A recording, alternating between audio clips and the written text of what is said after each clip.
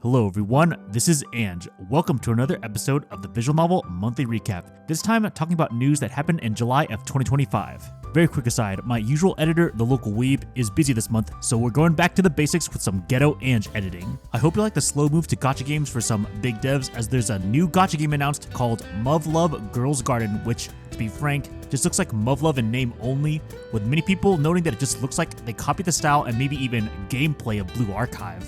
An interesting looking sci-fi mystery visual novel called Sophia in Exchange for Lies was released on Steam. It was apparently developed by Mutan and appears to be an immersive mystery adventure game that unravels the thoughts of the dark past that lie dormant inside Sophia, a girl with multiple personalities, a suspect in the murder of a presidential candidate, and uncovers the truth of the crime. It has 3D graphics and appears to have some kind of investigation sequences, and most interestingly, released internationally at the same time with Japanese, English, and Chinese text. Shortly after the release of the ToHeart 1 remake on Steam, Shirofune very quickly released DLC extra side stories for Serio, a robot girl made alongside Multi, as well as Masashi, a male childhood friend of the main character, and Akari. On the fan side, it's been noted that the ToHeart 1 remake on Steam has surprisingly high specs for a visual novel, meaning people with lower-end computers have had issues with performance.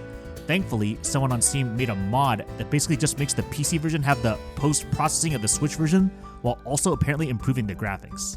A partial patch of the classic visual novel Tsuyokiss by Candysoft has been released. It only translates Kinu's route. Tsuyokiss is one of the first visual novels written by Takahiro, also known as the Majikoi series writer, so expect a goofy slapstick comedy. That said, from the little I've tried of this fan patch, it does not have the best editing, so read at your own risk. On the topic of mods, a surprisingly big one was released for Rewrite Plus, originally developed by Key and officially translated by Sekai Project. The aim of this fan-made salvation patch is to restore content from the original rewrite, since many hardcore fans disliked some changes in Rewrite Plus, mostly related to the altered true ending. In addition to letting players choose between the original true ending and the Rewrite Plus true ending, the patch includes translation revisions, bug fixes, an option to toggle slightly more lewd CG versions, translated credits text, and skippable openings and endings.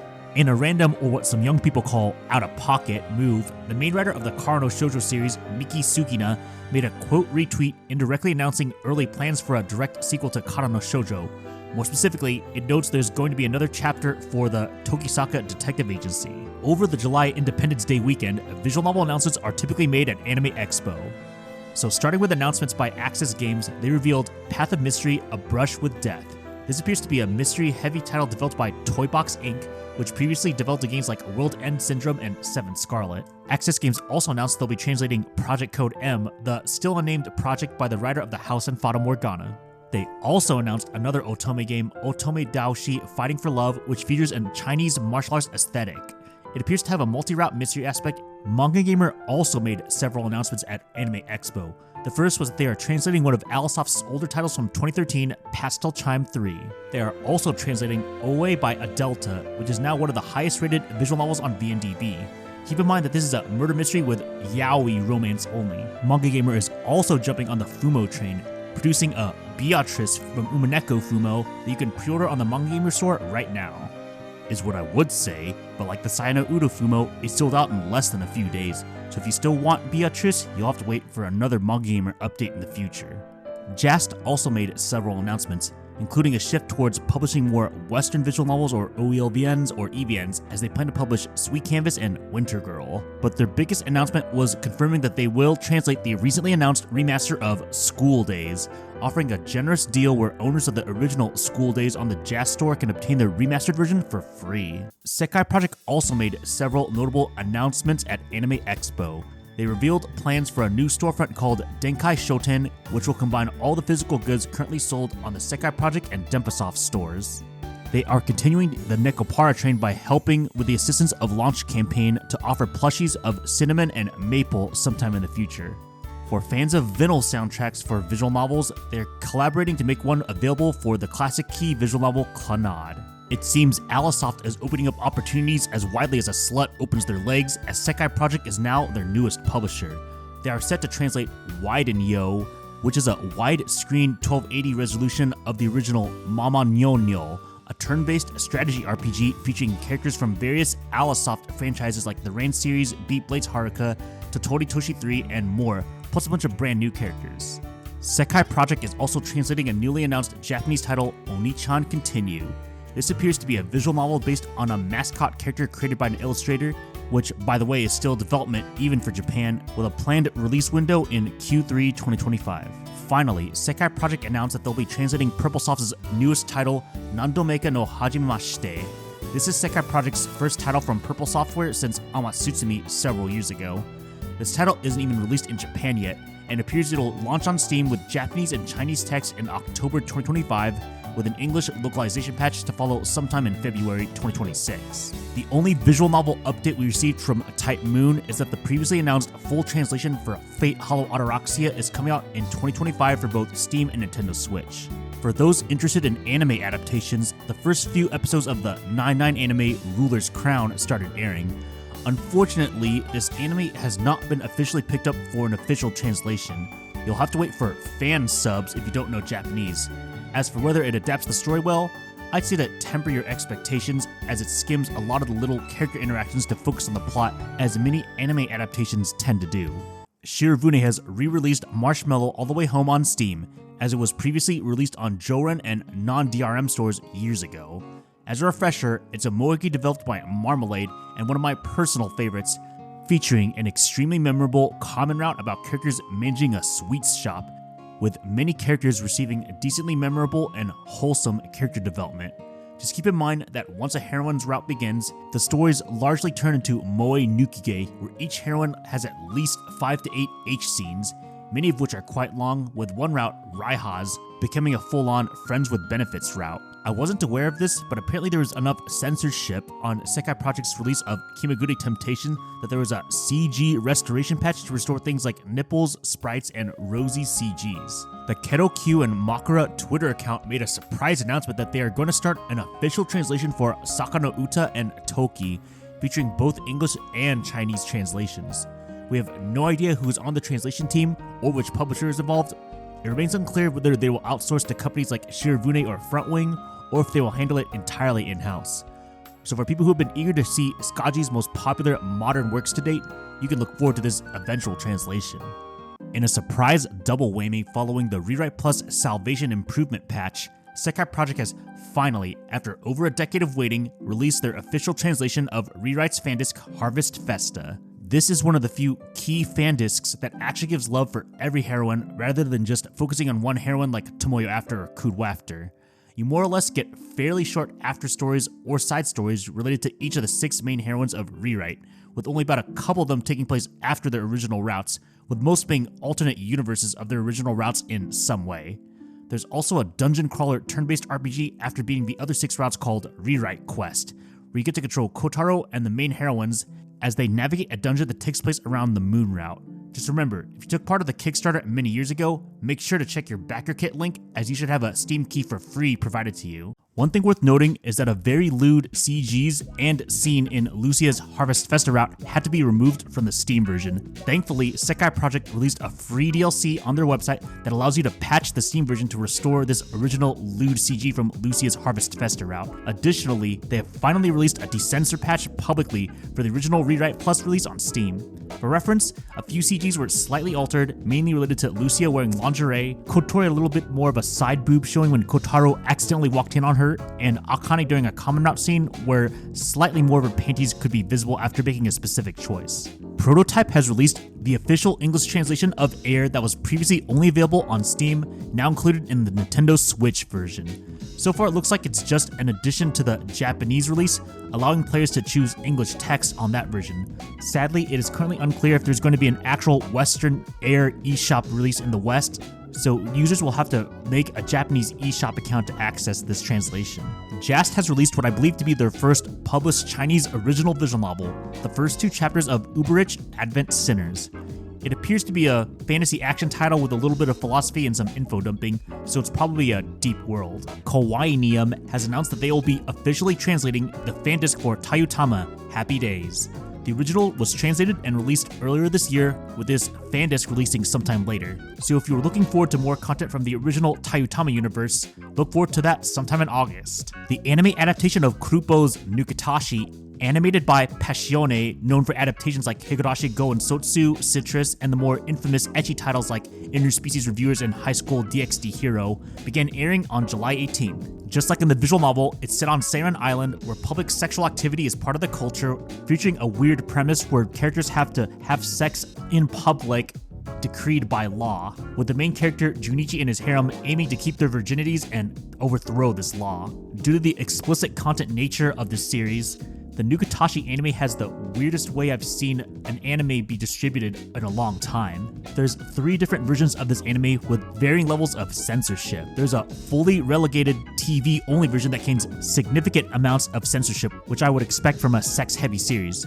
There's a public online streaming-only version, which is only partially censored, mostly around not showing the very explicit naughty parts and sex. To watch the complete, uncensored, unregulated version, there's a few very specific streaming sites: Ocean Vale for English subtitles, ATX for Japanese RAW, and the Blu-ray. The sequel to Busta Fellows Season 2 has been released on Steam and Switch. As the name implies, this is not a fan disc. This is a full-on sequel, as the original was an otome with a strong mystery and even had a voiced female protagonist for once. Some notable things that I've researched are that all 5 main male love interests got continuations of their routes and romances. There are several new major characters added, and there are upgrades to the overall presentation in addition to the new story. An English fan translation has been released for Otome Kishi Ima Sugu Watashi o Dakishimete. This is a visual novel developed by Ensemble Suite and translated by someone called Hidden Snake.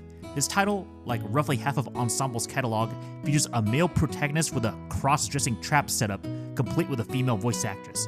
However, the main character, Ayato, is still very much a guy.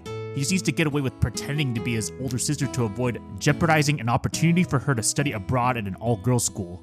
If you are looking for a visual novel with a cross-dressing protagonist but otherwise typical moege female heroines with an English translation, this could be the one for you. Shortly after the Rewrite Plus Salvation Improvement patch was released, the same group released a similar improvement patch for Rewrite Harvest Festa called the Graft Project. This patch includes several enhancements such as translation revisions, adding subtitles for the voice acting test and config menu, and fixes for small bugs like the quick menu not correctly displaying interface elements. It also makes the opening and ending skippable on your first viewing and adds an option to toggle the opening so it does not play every time you start the game.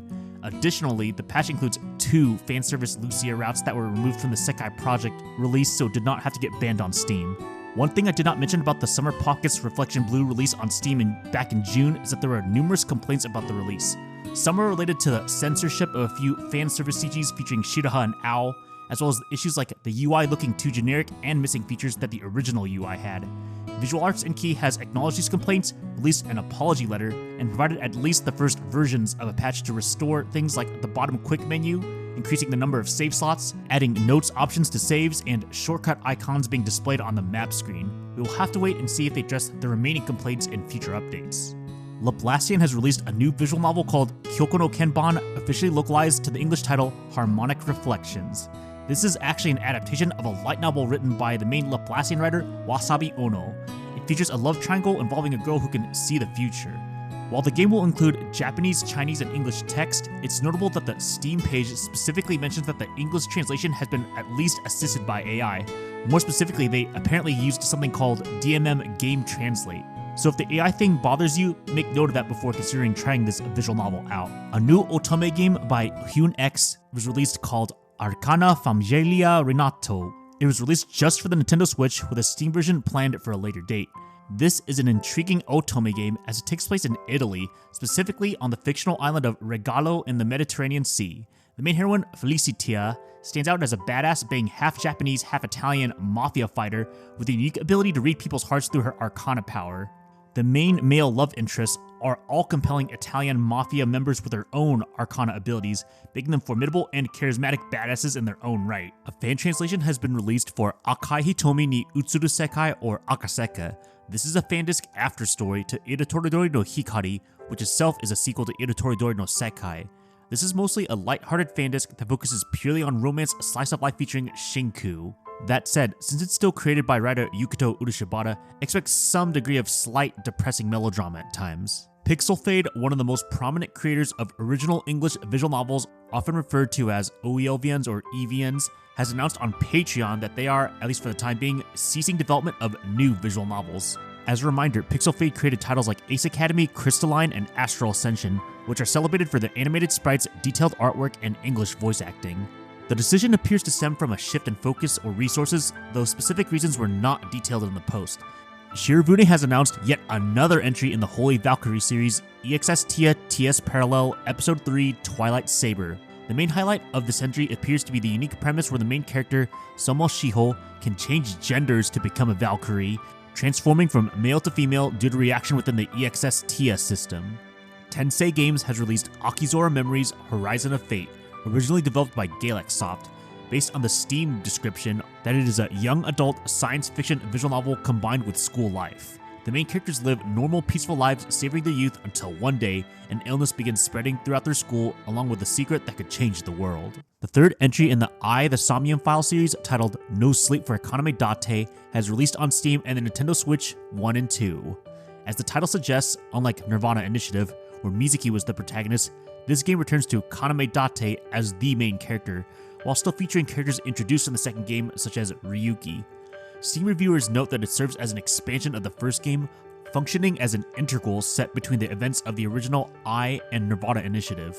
One of the main draws of this title is the reintroduction of a classic Kotaro Uchikoshi staple, death game-like escape rooms, reminiscent of the Zero Escape series, complete with the iconic quote, "Seek a way out." However, you play these escape room gameplay sections with Iris, who is trapped, rather than Date. If you've been eager to revisit Zero Escape-style puzzle rooms, you're in luck, as this game blends them alongside the series' signature Somnium gameplay. Nikonyan and Kagura Games have partnered together to release the English translation of Fudamata Renai 2 Times the Trouble, originally developed by Asa Project. If you've enjoyed previous Asa Project titles like Sankaku Renai, Koi Kari, or Renai X Royale, you'll likely know what to expect. A lot of ridiculous, over-the-top, savage comedy with less focus on actual romance, aside from perhaps 1 or 2 routes. As someone who loves Asa Project's humor, I find the most interesting aspect of Fudamata Renai is that it's one of the few moege in English that takes place after high school, with all the main characters being university students. Moreover, the main character finds himself in a ridiculous situation where he must pretend to be dating 2 different girls at the same time, which explains the 2-timing pun in the English title, and both situations of getting together with the girls was really ridiculous but entertaining situation so far, so I've been having fun. Encore has released the original Muv-Luv trilogy visual novels on Android. They plan to release it on iOS sometime in the future. Now I'll very briefly discuss some recent news unrelated to English translations of visual novels specifically. If you've been frustrated with Steam due to the removal of certain titles, especially those with highly explicit NSFW content, Steam has tweeted about adding a new rule. They are slightly more explicit about a rule that prohibits games that violate standards set by payment processors. This has led to a handful of automated removals. These mostly seem to be targeted towards Western visual novels related to specific types of NSFW content such as incest or grape. However, it has notably led to one unfortunate ban based on probably automated keywords, a Chinese original visual novel called Trials of Innocence, an Ace Attorney clone, which is 100% all ages by the way. Also related, but Denpasoft, also known as the 18+ version of Sekai Project Store, has to make an unfortunate change. Around half of the United States and the entire United Kingdom cannot access the site anymore due to age verification laws being passed in these states and the UK. Denpasoft is going to make an effort to ensure people can access previous downloads from their site if they have any. Of course, if you're not in any of the affected states or the UK, you should not have any restrictions for now. On a quick side note, this UK online age verification law has affected places like X-Twitter, and I've seen a few people struggling to make payments on the Manga Gamer store if they use a Visa or MasterCard. Even itch.io, one of the most popular indie visual novel stores, has been hit by some removal and auditing, but most importantly, de-indexing of all adult NSFW content games. In a recent post, they specifically called out Collective Shout, a feminist Australian group that has been specifically vocal about pressuring Visa and MasterCard to crack down on what they deem problematic games on both Steam and itch, which of course includes some visual novels. All this Visa and MasterCard controversy has led to understandable outrage, including a petition that has over 100,000 signatures as of this video. But if I had to be honest, petitions like this probably aren't enough, and while this whole payment processor thing is definitely very silly, I don't know on a practical, sensible level what we can really do. The closest to a practical idea I've seen, at least for people in the United States, is that people are attempting to tell others to reach out to a state representative to tell them to push for a bill about the Fair Access to Banking Act to apply to this situation, though there have been discussions about how this may not apply to artistic products. Key put out a post stating that Loopers Plus is coming out sometime this year. However, no translation has been confirmed yet, but as far as I know, Loopers Plus is going to add things like more scenes, CGs, give a couple character sprites, and apparently fix the middle part of the visual novel, which is usually considered the biggest flaw of the VN, I think. As a compliment to the translation announcement of Saka no Uta and Toki, Makata Soft has announced a 10th anniversary remake or remaster of the original Sakura no Uta. They put out some visuals that, while more touched up, changed some color and detail of some of the characters and even the backgrounds of certain CGs. Hopefully the just announced translation uses this 10th anniversary version. Project Naval has announced a remaster of the classic visual novel Shuffle, which some of you might have watched the anime adaptation of. My personal guess is that since Manga Gamer does not sell any of Naval's titles anymore, they will not be doing the translation if one ever comes. And that wraps up this huge month for July of 2025. As always, if you have any feedback, positive or negative, feel free to leave a comment below or one of my social medias. I want to give a huge shout out to all my monthly paying members on YouTube and on Kohi. Much appreciated to all of you.